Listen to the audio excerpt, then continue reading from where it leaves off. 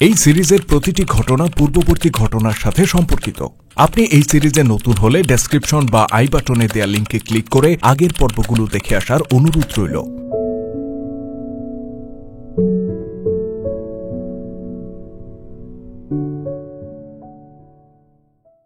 দজলা ও ফোরাত নদীর মোহনার নিকটবর্তী একটি বিস্তীর্ণ এলাকায় আরব গোত্রসমূহের বসবাস। সকলেই তারা মুসলমান। ধর্মীয় পরিচয়ে মুসলিম হওয়ায় তারা অগ্নিপূজারী সম্রাটের জুলুম নির্যাতনের ব্ল্যাকবোর্ডে পরিণত হয়েছে।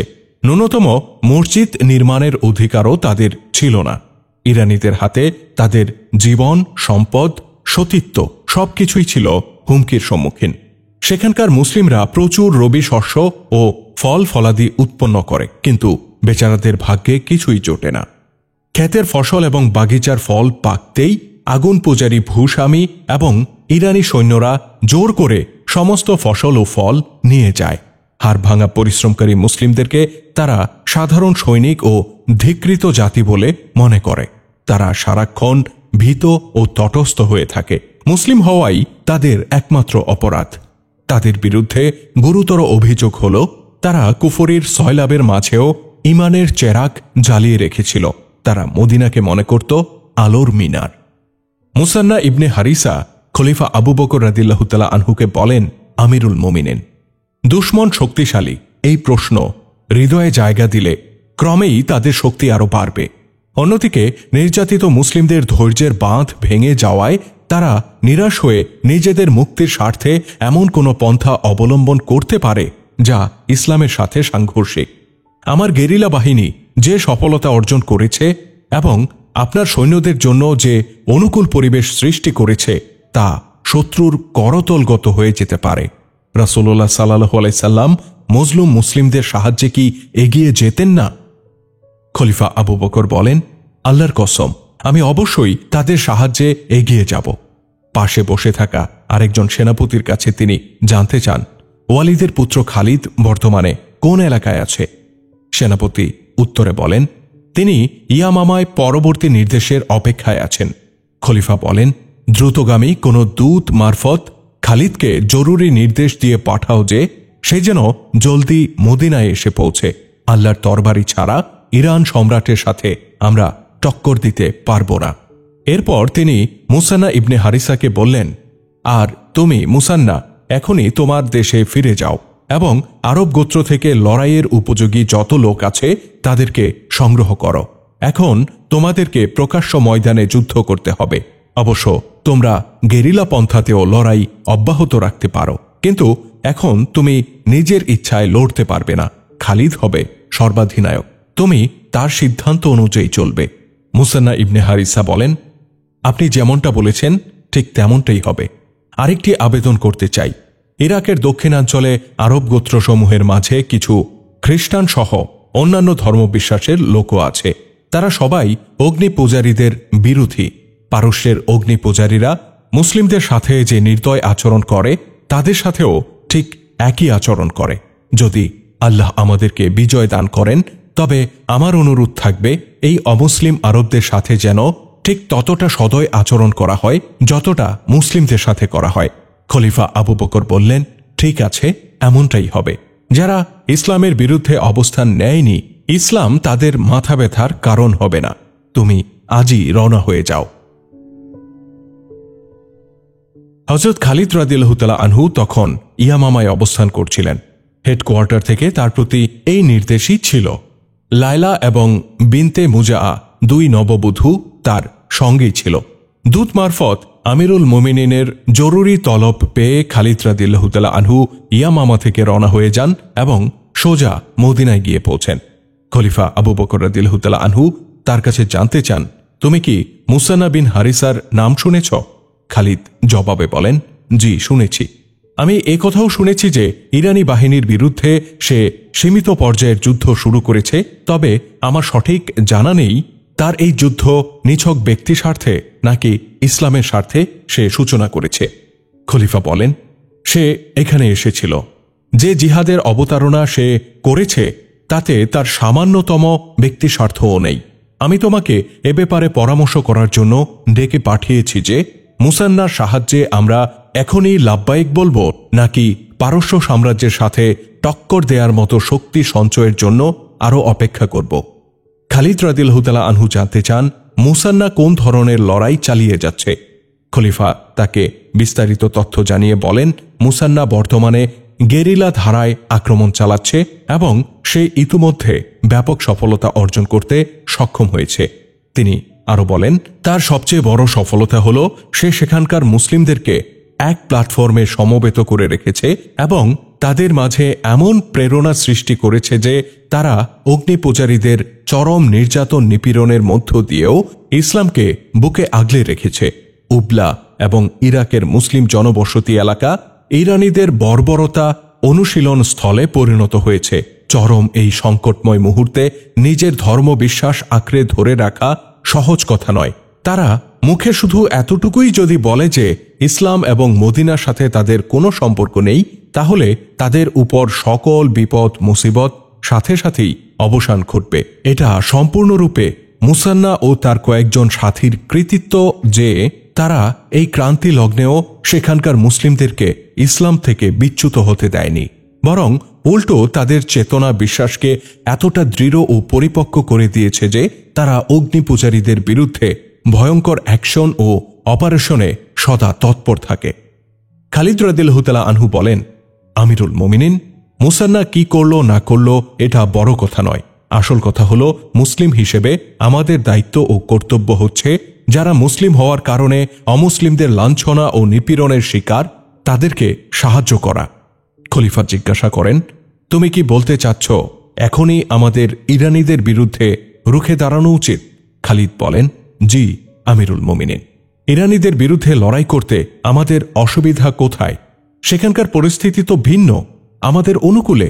আপনার বর্ণনা থেকে জানা গেছে যে মুসান্না ইতিমধ্যেই সেখানে সফলতা লাভ করেছে এবং আক্রমণের জন্য সে আমাদের পথকে সুগম করে দিয়েছে। নৈশ হামলাকারী এবং গেরিলা বাহিনীর দ্বারা ঠিক ততটুকু সম্ভব যা মুসান্না করেছে তাদের দ্বারা কোনো এলাকা অধিকার করা সম্ভব নয়। এটা করতে হলে নিয়মিত সেনাবাহিনী লাগবে। এই কাজটি যে কোনো মূল্যে আমাদের করতেই হবে। মুসান্নার সফলতাকে আমরা এগিয়ে না নিলে তার ক্ষতি হবে দুটি। একটি হলো তার সকল সফলতা ব্যর্থতায় পর্যবসিত হবে, দ্বিতীয় হল অগ্নিপূজারীরা মুসান্না এবং মুসলিমদের থেকে যে জঘন্য প্রতিশোধ নেবে সেটা। তাছাড়া ইরানীদের সাহস বেড়েও যেতে পারে। মুসান্না তো আপনাকে জানিয়েছে যে সে ইরানীদের এমন ক্ষতি সাধন করেছে তাদের আবেগে বিরাট ভাটা পড়েছে। এই অবস্থায় যদি তাদেরকে হাফ ছাড়ার সুযোগ দেয়া হয় তাহলে তারা নতুন উদ্যমে জেগে উঠবে এবং মুসলিমদেরকে পাইকারি হারে হত্যা করবে। তারা সম্ভাব্য ঝুঁকি এড়াতে এবং ভবিষ্যৎকে কণ্টকমুক্ত করতে আলোচিত সীমান্তবর্তী এলাকার নিয়ন্ত্রণ আরও মজবুত করবে। তারা তাদের সীমান্ত এলাকা ঝুঁকিমুক্ত করতে পার্শ্ববর্তী অঞ্চলগুলো দখল করে নিতে পারে। এই বিপদ মোকাবেলার একটাই মাত্র পথ খোলা, আর তা হল কালক্ষেপণ না করে মুসান্নার সাহায্যে এগিয়ে যাওয়া এবং অগ্নিপূজারীরা আমাদের উদ্দেশ্যে মার্চ করার আগেই তাদের দেশে আমাদের সেনাবাহিনী পৌঁছে তাদেরকে পিছু হটতে বাধ্য করা। খালিদের সাথে এই আলোচনা শেষ করে খলিফা আবু বকর তাকে ইরাক অভিমুখে যাত্রা করার নির্দেশ দিয়ে বিদায় জানান। বিদায়ের মুহূর্তে খলিফা বলেন, তোমার অধীনস্থ সৈন্যদের অধিকাংশই দীর্ঘদিন নিজেদের পরিবার পরিজন থেকে দূরে এবং তারা অনেক যুদ্ধে অংশগ্রহণ করেছে। ইরানীদের মতো শক্তিশালী বাহিনীর বিরুদ্ধে তাদের দ্বারা যুদ্ধ করানো মনে হয় ঠিক হবে না। এর জন্য প্রয়োজন তাজা বাহিনী, জিহাদি জজবায় উজ্জীবিত এক ঝাঁক সৈন্য। কেবল এমন সৈন্যই পারবে জানের বাজি রাখতে, পাহাড়ের মতো অবিচল হয়ে যুদ্ধ অব্যাহত রাখতে। বাধ্য করে কাউকে রণাঙ্গনে পাঠানোর পক্ষপাতী আমি নই। সবচেয়ে ভালো হয় তুমি নিজেই একটি স্বেচ্ছাসেবক বাহিনী তৈরি করে নাও। তাদের মধ্যে এমন লোক রাখবে যারা মুরতাদদের বিরুদ্ধে যুদ্ধে অংশগ্রহণ করেছে। তোমার বাহিনীতে হয়তো এমন লোক আছে যারা ইতিপূর্বে মুরতাদ বাহিনীতে ছিল, পরবর্তীতে পরাজিত হয়ে তারা মুসলিম বাহিনীতে ঢুকে পড়ার মাঝে মঙ্গল দেখে সামিল হয়ে গেছে। এমন লোকদেরকে তোমার বাহিনীতে রাখবে না। আমরা বিরাট শক্তিধর শত্রুর সাথে মোকাবেলা করতে যাচ্ছি, ফলে আমি কোনরূপ বিপদের ঝুঁকি নিতে চাই না। খালিদ রাদিয়াল্লাহু তাআলা আনহু জিজ্ঞাসা করেন, মুরতাদ বাহিনী হতে যারা আমার বাহিনীতে ঢুকেছে তাদেরকে আমার বাহিনী থেকে বিদায় করে দেবার অনুমতি দিচ্ছেন? খলিফা বলেন, বিদায় করে দেওয়ার বিষয়টা তো আলাদা। তুমি গিয়ে সৈন্যদেরকে বলবে যারা ঘরে ফিরে যেতে চায় তাদের ফিরে যাবার অনুমতি আছে। এরপর দেখবে তোমার সাথে কতজন থাকে। যদি থেকে যাওয়া সৈন্যদের সংখ্যা খুবই কম হয় তাহলে খেলাফত এই কমতি কোনো না কোনো উপায়ে পূর্ণ করে দেবে। এবার যাও, আল্লাহ তোমার সহায় হন। খলিফা আবু বকর রাদিয়াল্লাহু তাআলা আনহু দৃঢ় ইচ্ছা এবং ইমানে বলিয়ান ছিলেন। ইরাকে হামলার চূড়ান্ত সিদ্ধান্ত নিয়ে তিনি যে কোনো মূল্যে এই সিদ্ধান্ত বাস্তবায়ন করতে চান। খালিদ রাদিয়াল্লাহু তাআলা আনহুরও আন্তরিক ইচ্ছা ছিল তার সামনে একের পর এক লড়াইয়ের সুযোগ আসুক। তিনি খলিফার ইচ্ছাকে আরও দৃঢ় ও মজবুত করে দেন। ইরাকের দজলা এবং ফোরাত নদীর মিলন মোহনার নিকটবর্তী উপকূলীয় অঞ্চলে ছিল মুসলিমদের বসবাস। বাহ্যিক দৃষ্টিতে তাদেরকে আগের মতোই নির্যাতিত এবং চলাচলকারী লাশ বলেই মনে হতো, কিন্তু ঘরে ঘরে তাদের শুরু হয়ে গিয়েছিল ব্যাপক তৎপরতা। তারা গোপনে তীর, ধনুক এবং বর্ষা তৈরি করতে থাকে। মুসান্না ইবনে হারিসার পক্ষ থেকে যে নির্দেশ তারা পেত তা কানে কানে সবার কাছে পৌঁছে যেত। দিনে লুকিয়ে লুকিয়ে প্রতি ঘরে ঘরে যে তীর বর্ষা তৈরি হতো, রাতের আধারে তা মরুভূমির দুর্গম অঞ্চলে মুসান্নার হেডকোয়ার্টারে পৌঁছে যেত। এলাকার যুবক শ্রেণীর লোকেরাও ধীরে ধীরে উধাও হতে থাকে। ইরানিদের সীমান্তবর্তী চৌকিতে এবং তাদের সেনাবহরে মুসলিমদের গেরিলা হামলা এই সময়টাতে অস্বাভাবিকভাবে বৃদ্ধি পায়। মুসলিমরা সৈন্যদের অগোচরে নিয়মিত সেনারূপে সুসংগঠিত হচ্ছিল এবং প্রতিদিনই তাদের সৈন্য সংখ্যা বৃদ্ধি পাচ্ছিল। ইয়ামামায় হযরত খালিদ রাদিয়াল্লাহু তাআলা আনহুর বাহিনীর অবস্থা ছিল এ সময় সম্পূর্ণ উল্টো। খালিদ ইয়ামামায় গিয়ে সৈনিকদেরকে ঘরে ফিরে যাওয়ার অনুমতি দিলে 10,000 সৈন্যের মাঝে মাত্র 2,000 থেকে যায়। বাকি 8,000 সৈন্যের সবাই সাধারণ অনুমতি পেয়ে নিজ নিজ দেশের উদ্দেশ্যে রওনা হয়ে যায়। খালিদ রাদিয়াল্লাহু তাআলা আনহু খলিফার নামে পত্র লিখে পাঠান। তিনি পত্রে সমস্ত বর্ণনা উল্লেখ করে লিখেন যে তার সাথে মাত্র 2,000 সৈন্য রয়েছে। তিনি বিশেষভাবে তাগাদা দিয়ে আরও লেখেন যে অচিরেই তার অতিরিক্ত সৈন্যের সাহায্য প্রয়োজন। খলিফা আবু বকর রাদিয়াল্লাহু তাআলা আনহু তখন নিজের আসনে উপবিষ্ট। খালিদ রাদিয়াল্লাহু তাআলা আনহুর দূত এসে খলিফার হাতে তার প্রেরিত পত্র হস্তান্তর করেন। খলিফা পত্র পেয়েই জোরে জোরে পাঠ করতে শুরু করেন। উপস্থিত পরামর্শদাতা ও অন্যান্যদেরকে বিষয়টি শোনানো এবং এ ব্যাপারে তাদের অভিমত জানাই ছিল তার উদ্দেশ্য। পত্র পাঠ শেষে একজন পরামর্শদাতা বলেন, খালিদের জন্য সেনা সাহায্য দ্রুত পাঠানো দরকার। মাত্র 2,000 সৈন্য নিয়ে ইরানি বাহিনীর বিরুদ্ধে লড়াই করার কল্পনাও করা যায় না। খলিফা তখন বললেন, কাকা ইবনে আমরকে ডেকে পাঠাও। একটু পরেই বলিষ্ঠ দেহবিশিষ্ট মধ্যম আকৃতির একজন সুদর্শন যুবক খলিফার সামনে এসে দাঁড়ায়। খলিফা আগত যুবকের উদ্দেশ্যে বলেন, শোনো কাকা, খালিদের এই মুহূর্তে সাহায্যের প্রয়োজন। তুমি দ্রুত প্রস্তুতি নিয়ে ইয়ামামার উদ্দেশ্যে রওনা হয়ে যাও। সেখানে পৌঁছে খালিদকে বলবে, আমি তোমার সাহায্য।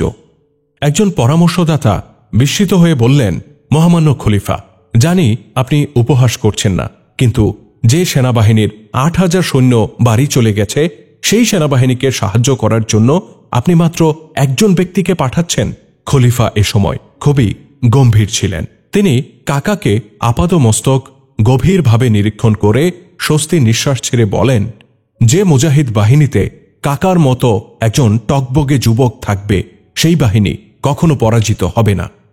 অতঃপর কাকা তৎক্ষণাৎ ঘোড়ায় চেপে বসেন এবং মদিনা ছেড়ে বেরিয়ে যান। প্রখ্যাত ঐতিহাসিক আল্লামা তাবারি, ইবনে ইসহাক, ওয়াকিদি এবং সাইফ বিন ওমর এই ঘটনা বর্ণনা করে লেখেন যে এর আগেও এমন ঘটনা আরেকবার ঘটেছিল। হযরত ইয়াম ইবনে কানম নামক এক সেনাপতি এক রণাঙ্গন থেকে জরুরি সেনা সাহায্য চেয়ে মদিনায় দূত পাঠালে খলিফা আবু বকর রাদিয়াল্লাহু তাআলা আনহু হযরত আবদ ইবনে আউফ আল হিমারি রাদিয়াল্লাহু তাআলা আনহুকে সাহায্য হিসেবে পাঠিয়েছিলেন। তখনও উপস্থিত লোকজন বিস্ময় প্রকাশ করেছিল। আবু বকর তাদেরকে ওই জবাবই দিয়েছিলেন যা তিনি কাকাকে খালিদের উদ্দেশ্যে পাঠানোর সময় দেন। আসল ঘটনা হলো খলিফা হযরত খালিদ রাদিয়াল্লাহু তাআলা আনহুকে নিরাশ করতে চাচ্ছিলেন না, কিন্তু তাকে ব্যাপক সাহায্য করার মতো মদিনায় তখন সৈন্য ছিল না, কেননা ওই মুহূর্তে মুসলিমরা মাত্র একটা রণাঙ্গন নিয়ে ব্যস্ত ছিল না। প্রখ্যাত সেনাপতিদের সকলেই বিভিন্ন রণাঙ্গনে যুদ্ধরত ছিলেন। কাকা বিন আমর যখন খালিদ রাদিয়াল্লাহু তাআলা আনহুর কাছে পৌঁছলেন, তখন খালিদ রাদিয়াল্লাহু তাআলা আনহু নিজের তাঁবুতে পায়চারি করতে করতে বললেন, মাত্র এক ব্যক্তি? আমি তো খলিফাকে স্পষ্ট ভাষায় জানিয়েছি আমার অধীনে মাত্র 2000 সৈন্য আছে। খেলাফত আমার থেকে এই আশা রাখে যে আপাদমস্তক বর্মে আচ্ছাদিত ইরানি সৈন্যদের সাথে আমি সংঘর্ষে লিপ্ত হব। কাকা বলেন, শ্রদ্ধেয় সেনাপতি, 8000 সৈন্যের জায়গা আমি পূরণ করতে না পারলেও আপনাকে কথা দিচ্ছি আমি আপনাকে নিরাশ করব না। সময় আসতে দিন, যে আল্লাহর রসুলের কালেমা উচ্চারণ করি তার পবিত্র আত্মার সামনে আপনার মস্তক অবনত হতে দেব না। খালিদের স্ত্রী লায়লা সেখানেই উপস্থিত ছিলেন। তিনি বললেন, ধন্যবাদ হে আরব রত্ন, তুমি যে ধর্মের অনুসারী তোমার মতো নওজোয়ানেরা তা কেয়ামত পর্যন্ত জিন্দা রাখবে। খালিদের দ্বিতীয় স্ত্রী বিনতে মুজাহ বলেন, খোদার কসম, এই নওজোয়ান নিশ্চয়ই 8000 সৈন্যের শূন্যতা পূরণ করতে পারে। খালিদ রাদিয়াল্লাহু তাআলা আনহু যেন নিজের মনের সাথে কথা বলার ভঙ্গিতে বলতে থাকেন, আমি ইয়ামামায় বসে থাকব না। মুসান্না নিশ্চয়ই আমার পথ চেয়ে আছে, আমি তাকে একা ছেড়ে দেব না। এটুকু বলেই তিনি চুপ করে যান এবং ঊর্ধ্বপানে তাকিয়ে বিড়বিড় করে বলেন, হে জগৎসমূহের মালিক, আমি তোমার নামে শপথ করছি, নিজের নামের খাতিরে অন্তত আমাকে সাহায্য করো। আমাকে পাহাড় সম হিম্মত আর দৃঢ়তা দান করো, যেন আমি ওই আগুনে ঝাঁপ দিয়ে তাকে নির্বাপিত করতে পারি অগ্নিপূজারীরা যে আগুনের ইবাদত করে। আমি সাক্ষ্য দিচ্ছি, তুমি ছাড়া ইবাদতের উপযুক্ত আর কেউ নেই। লায়লা হযরত খালিদ রাদিয়াল্লাহু তাআলা আনহুকে ভেঙে পড়তে দেখে বলেন, আপনি কি সাহস হারিয়ে ফেলছেন? আপনি কি বলতেন না যে যারা আল্লাহর জন্য যুদ্ধ করে স্বয়ং আল্লাহ তাদেরকে সাহায্য করেন? খালিদ বলেন, আমি সাহস হারাইনি, কিন্তু কথা হলো আমি পরাজিত হতে অভ্যস্ত নই। আল্লাহ তাআলা অবশ্যই আমাকে সাহায্য করবেন।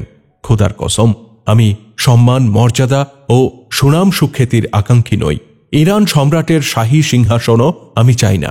আমি চাই আল্লাহর জমিন ইসলামের অধীনে চলে আসুক এবং আল্লাহর জমিনে বসবাসরত প্রত্যেকটি মানুষ আল্লাহ ও আল্লাহ রসুলে বিশ্বাসী ও তাদের অনুগত হোক। খালিদ রাদিয়াল্লাহু তাআলা আনহুর পাশে রয়ে যাওয়া 2000 সৈন্য ইয়ামামার একটি ময়দানে হযরত খালিদ রাদিয়াল্লাহু তাআলা আনহুর সামনে দণ্ডায়মান। খালিদ তখন ঘোড়ার পিঠে আসেন।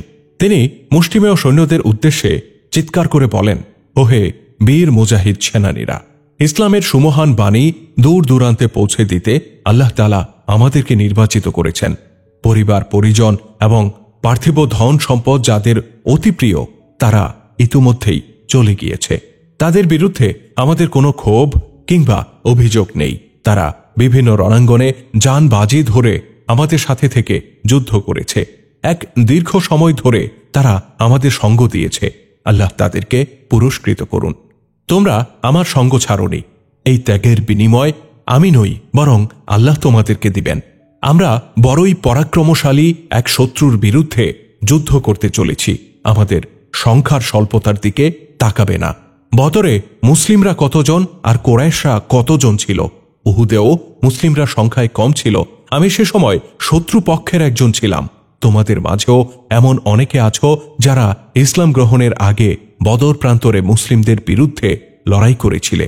তখন আমরা বড়ই আস্ফালন করে বলেছিলাম যে আমরা এই মুষ্টিমেয় মুসলিম সৈন্যদেরকে ঘোড়ার পায়ের তলায় পিষে ফেলব। তোমাদের কি মনে নেই সেদিন সংখ্যায় যারা বেশি ছিল তারাই একসময় স্বল্প সংখ্যক বাহিনীর হাতে মার খেয়ে পিছু হটে গিয়েছিল? বলতে পারো কেন এমন হয়েছিল? কারণ ছিল একটাই, আর তা হল মুসলিমরা হকের উপর প্রতিষ্ঠিত ছিল আর আল্লাহ সর্বদাই হকপন্থীদের সাথে থাকেন। আজকে তোমরা হলে সেই হকের ঝান্ডাবাহী। খালিদ রাদিয়াল্লাহু তাআলা আনহুর হাতে একটি কাগজ ছিল। তিনি এ সময় সেটি খুলে নিজের সামনে রাখেন। তিনি বলেন, খলিফাতুর রাসূলুল্লাহ আমাদের উদ্দেশ্যে একটি পত্র লিখে পাঠিয়েছেন। তিনি লিখেছেন, ইরানীদের বিরুদ্ধে যুদ্ধ করার জন্য আমি খালিদ ইবনে ওয়ালিদকে পাঠালাম। খেলাফতের পক্ষ থেকে পরবর্তী নির্দেশনা না দেয়া পর্যন্ত তোমরা খালিদের নেতৃত্বে যুদ্ধ অব্যাহত রাখবে। যে কোনো পরিস্থিতিতে খালিদকে ছেড়ে যাবে না।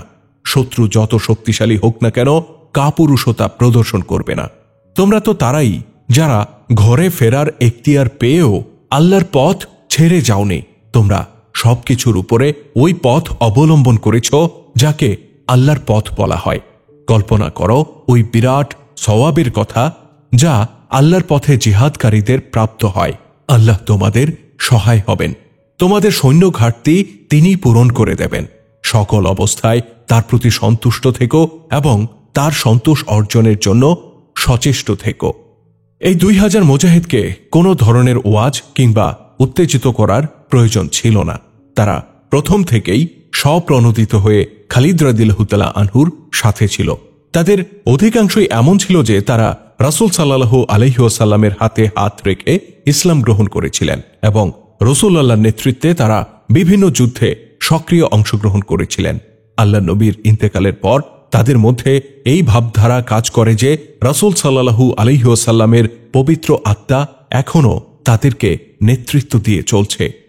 রাসূলের প্রেমে দিওয়ানা এই সৈনিকরা খালিদ রাদিয়াল্লাহু তাআলা আনহুর অনুমতিক্রমে এক নতুন কৌশল অবলম্বন করে। তারা ঘোড়ায় চেপে ইয়ামামার আশেপাশের অঞ্চলে বেরিয়ে পড়ে এবং বিভিন্ন বসতিতে গিয়ে অশ্ব আরোহণের বিভিন্ন কৌশলী মহড়ার প্রদর্শন করে ফেরে।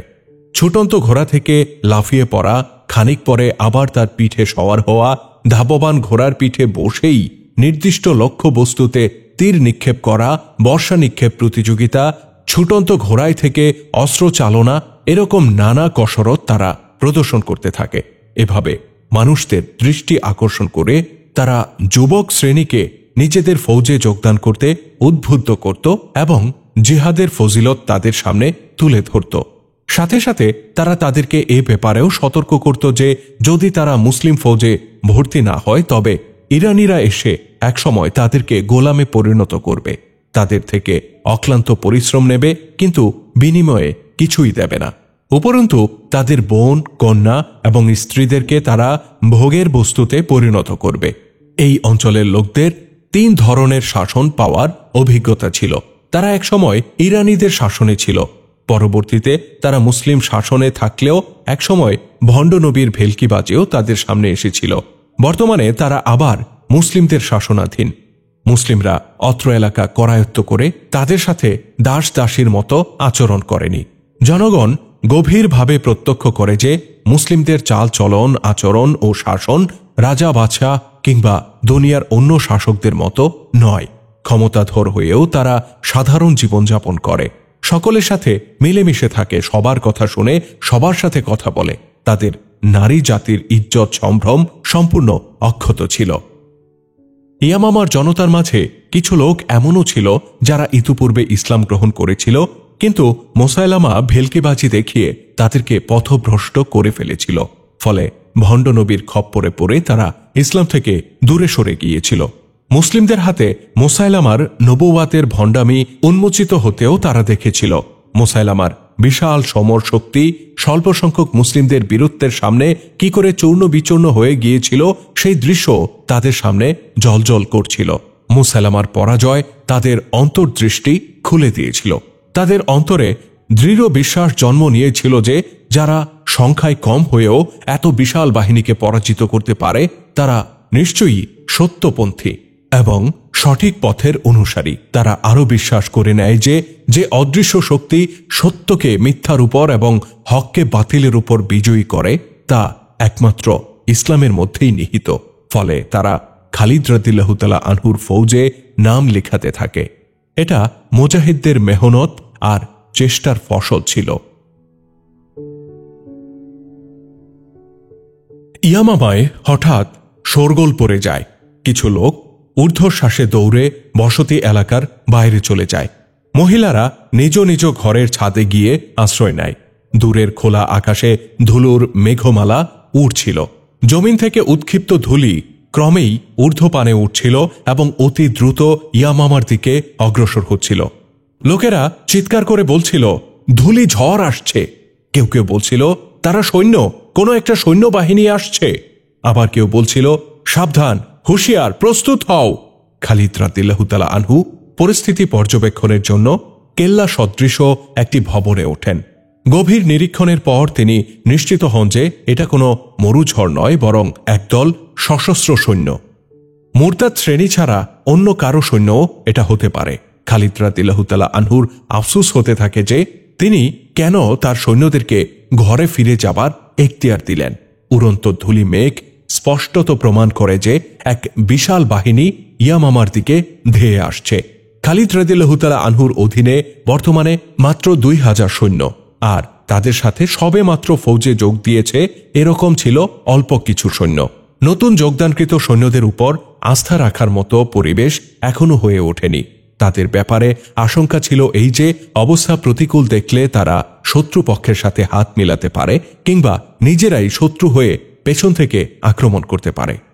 খালিদ রাদিয়াল্লাহু তাআলা আনহু কেল্লা সদৃশ ভবনের ছাদ থেকে উঁচু স্বরে চিৎকার করে বলেন, মুজাহিদগণ, চূড়ান্ত পরীক্ষার সময় দ্বার প্রান্তে। তোমাদের সামনে এখন পরীক্ষা, আল্লাহ ছাড়া আর কেউ তোমাদের সহায় নেই। এটা বলেই খালিদ রাদিয়াল্লাহু তাআলা আনহু নীরব হয়ে যান, কারণ ইতিমধ্যে তার কানে আগত বাহিনী থেকে সমর সঙ্গীত ও ঢোলের আওয়াজ ভেসে আসছিল। আক্রমণকারীরা কখনো যুদ্ধ সঙ্গীত বাজাতে বাজাতে আসে না। সঙ্গীতের সুর ক্রমেই উচ্চকিত হতে থাকে। খালিদ দূরে দৃষ্টি নিক্ষেপ করেন। ধুলু ততক্ষণে বেশ নিকটে এসে গিয়েছিল। ধুলির চাদর ভেদ করে ওট ঘোড়া দেখা যেতে থাকে। ধুলির পর্দার অন্তরাল থেকে আগত বাহিনী নারায়ে তাকবীর বলে স্লোগান দিচ্ছিল। খালিদ রাদিয়াল্লাহু তাআলা আনহু কেল্লার উপর থেকে চিৎকার করে বলেন, ওহে ইসলামের কাণ্ডারিগণ, আল্লাহর সাহায্য আসছে, সামনে এগিয়ে যাও, তাদেরকে অভ্যর্থনা জানাও, খোঁজ নাও তারা কারা। খালিদ রাদিয়াল্লাহু তাআলা আনহু এক প্রকার ছুটে নিচে চলে আসেন। ঘোড়ায় চেপে বসে বাতাসের বেগে বসতি এলাকা থেকে তিনি বেরিয়ে যান। ওদিকে আগন্তুক বাহিনীও বসতির কিছুটা দূরে এসে থেমে যায়। সেখান থেকে দুটি ঘোড়া সামনে অগ্রসর হয়। খালিদ রাদিয়াল্লাহু তাআলা আনহু ততক্ষণে তাদের পর্যন্ত পৌঁছে যান এবং সামনে দুজন অশ্বারোহীকে দেখে ঘোড়া থেকে নেমে আসেন। তার দেখা দেখি অপর দুই অশ্বারোহীও নেমে আসে। তারা মুজার এবং রাবিয়া গোত্রের নেতা ছিলেন। খালিদ রাদিয়াল্লাহু তাআলা আনহুকে চিনতে পেরে একজন নেতা তাকে বলেন, মদিনা থেকে আমাদের কাছে খবর আসে আপনার এই মুহূর্তে সাহায্য খুব প্রয়োজন। আমি 4000 সৈন্য এনেছি। তাদের মাঝে অস্ত্রারোহী, অশ্বারোহী আর পদাতিক আছে। অপর নেতা জানায়, আমিও 4000 সৈন্য আমার গোত্র থেকে নিয়ে এসেছি। খালিদ রাদিয়াল্লাহু তাআলা আনহু আনন্দের আতিশয্যে তাদের উভয়কে বাহুবন্ধনে আবদ্ধ করেন এবং প্রচণ্ড খুশিতে আল্লাহ পাকের কাছে শুকরিয়া আদায় করেন।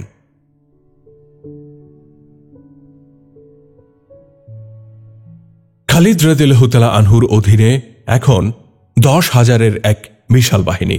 তিনি মুজার এবং রাবিয়া গোত্রপতিকে উত্তম রূপে বুঝিয়ে দেন তাদের গন্তব্য কোথায় এবং তাদের শত্রু কতটা শক্তিধর। একজন নেতা বলেন, আমরা আপনাকে সাহায্য করার জন্য এসেছি জনাব খালিদ। আমাদের মঞ্জিল ঠিক সেখানে যেখানে আপনার মঞ্জিল।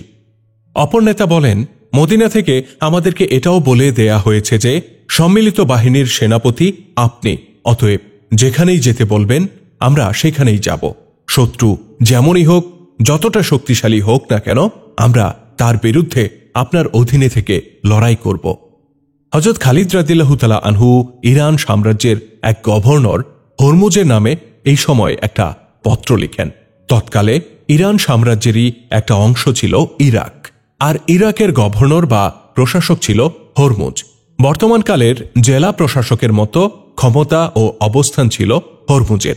ইতিপূর্বেও তার সম্পর্কে কিঞ্চিত আলোচনা হয়েছে। সে ছিল বড়ই জঘন্য প্রকৃতির, মিথ্যাবাদী আর ধোঁকাবাজ লোক। অভদ্রতার ক্ষেত্রে তার নাম প্রবাদ বাক্য হিসেবে ব্যবহৃত হতো।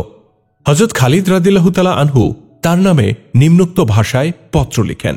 তিনি লিখেন, আপনি ইসলাম গ্রহণ করে নিলে নিরাপদ থাকবেন। এতে সম্মত না হলে আপনার শাসনাধীন এলাকা ইসলামী রাষ্ট্রের আওতাভুক্ত করে দিন। এর প্রশাসক আপনিই থাকবেন। ইসলামী খেলাফতের রাজধানী মদিনায় নির্ধারিত কিছু কর প্রেরণ করবেন। এর বিনিময়ে আমরা আপনার জনগণ এবং আপনার এলাকার শান্তি, স্থিতিশীলতা এবং প্রতিরক্ষার দায়িত্ব নিজেদের কাঁধে তুলে নেব। আর যদি এটাও মানতে অস্বীকৃতি জ্ঞাপন করেন, তাহলে নিজের নিরাপত্তার দায়িত্ব আপনার নিজের কাঁধেই থাকবে। আল্লাহ ভালো জানেন আপনার পরিণতি কি হবে।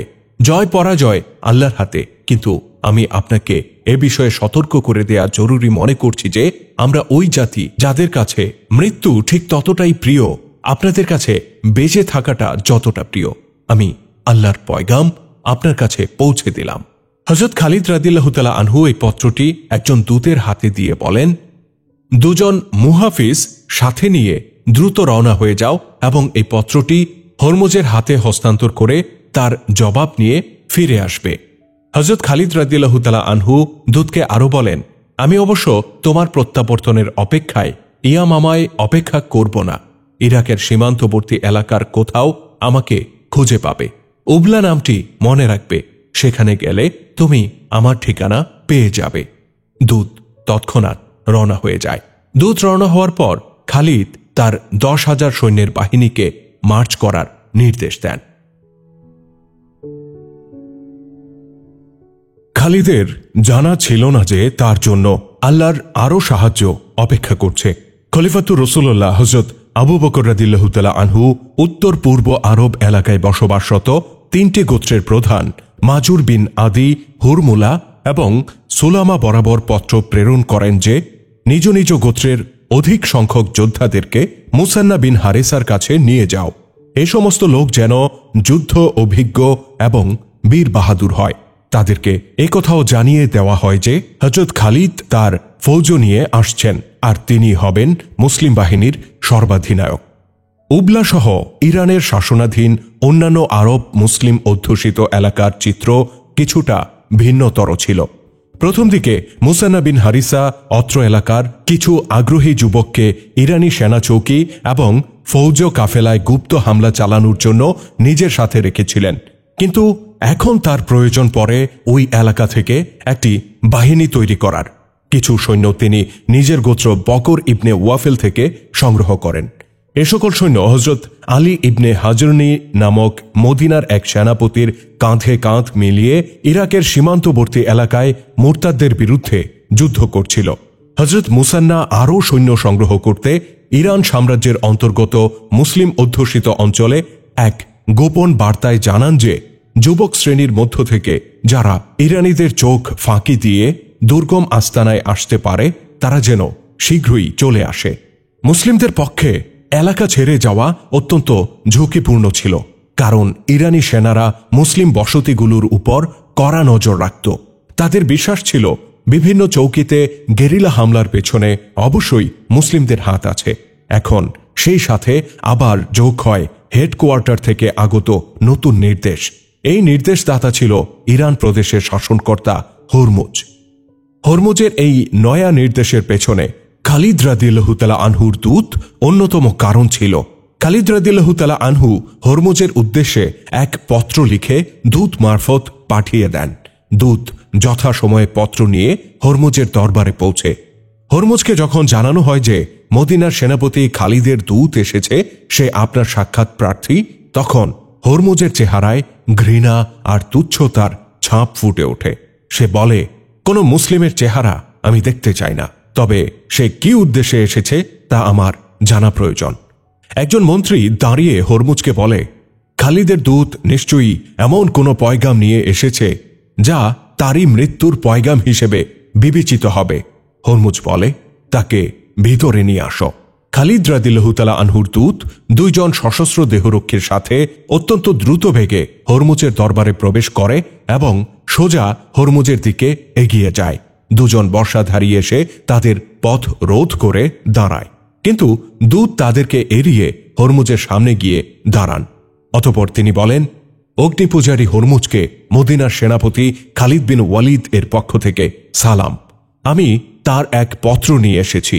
হরমুজ তাচ্ছিল্যের স্বরে বলে, আমরা ওই সেনাপতির সালাম গ্রহণ করব না যার দূতের মধ্যে আমাদের প্রভাব প্রতিপত্তি অনুধাবন করার যোগ্যতাটুকুও নেই। মদিনার সবাই কি জঙ্গলি আর গোয়ার হয়ে গেছে? তোমাকে আসার সময় কি কেউ বলে দেয়নি যে তুমি এক শাহী দরবারে যাচ্ছ? দরবারের ভদ্রতা আর রীতিনীতি তোমাকে কি শিক্ষা দেওয়া হয়নি? তুমি কি জানো না শাহী দরবারে এসে মাথা নত করে সালাম করতে হয়? দূত অসীম সাহসে মাথা উঁচু করে বলেন, মুসলিমরা একমাত্র আল্লাহর সামনেই মাথা নত করে। ইসলামের দৃষ্টিতে তার কোনোই মর্যাদা নেই যে মানুষের মাঝে দরবারের প্রভাব সৃষ্টি করতে চায়। আমি আপনার দরবারের আমর্ত নই। আমি ওই সেনাপতির দূত যাকে আল্লাহর নবী নিজে আল্লাহর তরবারি হিসেবে আখ্যায়িত করেছেন। হরমুজ বলে, নিশ্চয়ই আমার তরবারির সামনে ওই তরবারি ভোতা হয়ে যাবে। দাও দেখি তোমাদের আল্লাহর তরবারি কি লিখে পাঠিয়েছে। দূত পত্র হস্তান্তর করলে হরমুজ এমন ভাবে পড়তে থাকে যেন তামাশাবশত সে হাতে একটি কাগজ নিয়েছে। পত্র পড়ে সে পত্রটি মুঠোর মধ্যে এমনভাবে দলা মোচড়া করে ফেলে যেন এটা একটা ময়লা আবর্জনা, যা সে এখনই ছুঁড়ে ফেলে দেবে। অতঃপর সে বলে, পোকামাকড় কি এই স্বপ্নে বিভোর যে সে এক পাহাড়ি ভূমির সাথে টক্কর লাগাবে? মদিনাবাসীকে কি কেউ জানায়নি যে হেরাক্লিয়াসের মতো মানুষও এই পাহাড়ে মাথা ঠুকে কেবল নিজের মাথা ক্ষতবিক্ষত করে ফিরে গিয়েছে? আমি তোমাদেরকে আমার সৈন্যদের এক ঝলক দেখিয়ে দিতে চাই, যেন তোমরা তোমাদের সেনাপতি আর বৃদ্ধ খলিফাকে গিয়ে বলতে পারো তারা যেন ইরাকের সীমান্ত এলাকার দিকে চোখ তুলেও না তাকায়। প্রতি উত্তরে দূত বলেন, আমার সেনাপতি আমাকে শুধু এই নির্দেশ দিয়েছেন যে আমি আপনার হাতে পত্র হস্তান্তর করে তার জবাব নিয়ে ফিরে যাব।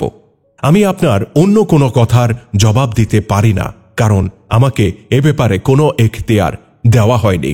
হরমুজ বলে, তোমাদের মতো দূতের সাথে আমরা এ আচরণ করি যে তাকে বন্দিশালায় নিক্ষেপ করি। আমাদের মনে দয়ার উদ্রেক হলে তাকে কয়েদখানার নির্যাতন থেকে রক্ষা করতে শেষ পর্যন্ত জল্লাদের হাতে তুলে দেই। দূত আগের চেয়েও অধিক সাহসিকতার সাথে বলে, আমার প্রাণ কেবল আল্লাহর হাতে। আপনি মুসলিম হলে জানতেন একজন অতিথির সাথে কেমন ব্যবহার করতে হয়, কিন্তু একজন অগ্নি পূজারীর থেকে আমি এর বেশি আশা করি না। আমাকে জল্লাদের হাতে তুলে দিতে পারেন, কিন্তু মনে রাখবেন মুসলিমরা আমার এবং আমার নিরাপত্তা কর্মীদের রক্তের প্রতিটি ফোঁটার প্রতিশোধ অবশ্যই নেবে। হরমুজ সোজা হয়ে দাঁড়িয়ে যায়। রাগে তার চোখ লাল হয়ে যায়। মনে হয় সে এখনই খালিদ রাদিয়াল্লাহু তাআলা আনহুর এই দূতকে কেটে টুকরো টুকরো করে ফেলবে। সে গর্জন করে বলে ওঠে, আমার দরবার থেকে এদেরকে ঘাড় ধাক্কা দিয়ে বের করে দাও। হরমুজের নির্দেশে বর্ষাধারী 4 থেকে 5 জন সৈন্য দ্রুত সামনে অগ্রসর হয়। দূতের সাথে আগত 2 জন মুসলিম দেহরক্ষী চোখের পলকে তলোয়ার কোষমুক্ত করেন। ইতিপূর্বে তারা দূতের পেছনে দাঁড়িয়েছিলেন। এখন তারা দূতের 2 পাশে এমনভাবে পজিশন নিয়ে দাঁড়ান যে তাদের পিঠ দূতের দিকে ছিল। দূত গম্ভীর কণ্ঠে বলেন, হরমুজ, বীরেরা ময়দানে যুদ্ধ করে, শক্তির দাপট তারা নিজের দরবারে দেখায় না। আমার সেনাপতির কাঙ্ক্ষিত জবাব আমি পেয়ে গেছি। আমাদের কোনো প্রস্তাব আপনি গ্রহণ করেননি, আর এটাই আপনার জবাব। হরমুজ ক্রোধ কম্পিত উচ্চ কণ্ঠে বলে, বের হয়ে যাও আমার দরবার থেকে, আর তোমার সেনাপতিকে বলবে অবশ্যই রণাঙ্গনে আমি তার শক্তির পরীক্ষা নেব। হরমুজের বর্ষাধারী সৈন্যরা তার ইশারায় থেমে যায়। দূতের দেহরক্ষীরাও তলোয়ার কোষবদ্ধ করে ফেলে। দূত পেছন দিকে ঘুরে দাঁড়ায় এবং দ্রুত কদমে দরবার থেকে বেরিয়ে আসে। তার দেহরক্ষী 2 জনও তার পিছু পিছু বেরিয়ে আসেন। দূত চলে গেলে হরমুজ মুষ্টিবদ্ধ হাত উন্মুক্ত করে। সেখানে তখনও খালিদ রাদিয়াল্লাহু তাআলা আনহুর দুমড়ে মুচড়ে যাওয়া চিঠিখানা ছিল। পত্রটি একটা পাতলা চামড়ায় লিখিত থাকায় হাতের মুঠো খুলতেই সেটা সোজা হয়ে আবার সামনে ভেসে ওঠে। হরমুজ পত্রটি পারস্য সম্রাট উর্দু শাহের দরবারে পাঠিয়ে দেয়। সে জানায় সে মুসলিমদের মোকাবেলার জন্য এই মুহূর্তে সীমান্ত এলাকার দিকে এগিয়ে যাচ্ছে এবং সীমান্তের অদূরেই সে মুসলিমদেরকে খতম করে দিয়ে আসবে। হরমুজের এই সিদ্ধান্ত জানতে পেরে তার একজন মন্ত্রী তাকে বলে, হরমুজের জয় হোক। যে শত্রু আপনি সীমান্তের বাইরে খতম করতে চান তারা আগে থেকেই আমাদের সীমান্তে অবস্থান করছে। হরমুজ প্রশ্নবোধক দৃষ্টিতে মন্ত্রীর দিকে তাকিয়ে তার কথার ব্যাখ্যা জানতে চায়। মন্ত্রী তার কথার ব্যাখ্যা করতে গিয়ে বলে, তারা হচ্ছে আরব মুসলমান। দজলা এবং ফোরাতের মিলন মোহনায় তারা বসবাস করে। উপকূলীয় এই এলাকাটি উবলা পর্যন্ত এগিয়ে গেছে। তারা অনেক আগে থেকেই ইরান সাম্রাজ্যের বিরুদ্ধে যুদ্ধ চালিয়ে যাচ্ছে।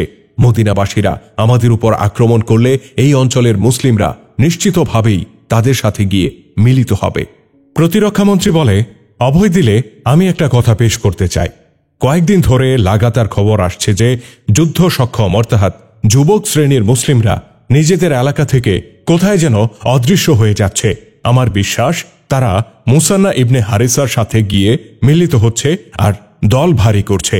এ থেকে আমরা অনুমান করতে পারি তারা এখন ফৌজ রূপে সুসংগঠিত হচ্ছে।